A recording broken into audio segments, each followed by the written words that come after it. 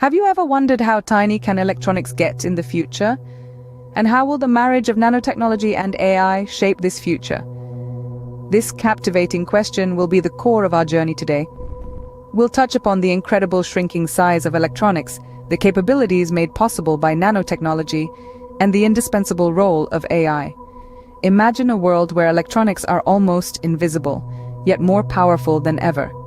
Stay tuned as we delve into the intriguing world of nanotechnology and AI and how they are revolutionizing the future of electronics.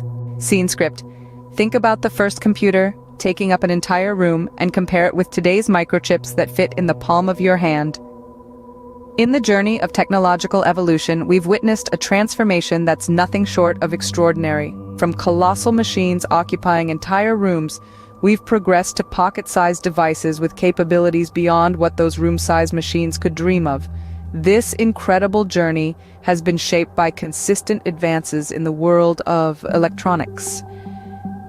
This transformation was not just about shrinking the size of the gadgets we use, it's about packing more power into smaller spaces. Each leap in technology has brought us closer to this goal, but it is nanotechnology that has truly turned the tide.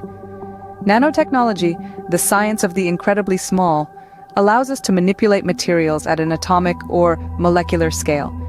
It's like playing Lego with atoms, constructing new materials and devices from the ground up, atom by atom. With this power, we can create electronics that are not just smaller, but significantly more efficient and powerful. Imagine a world where our electronics are no bigger than a grain of sand, yet they outperform today's most powerful supercomputers. That's the potential nanotechnology holds for us. It's not just about making things smaller, it's about making them better. As we step into the atomic level, we are not just shrinking electronics, but we are also enhancing their capabilities beyond our wildest imaginations. But how does AI fit in?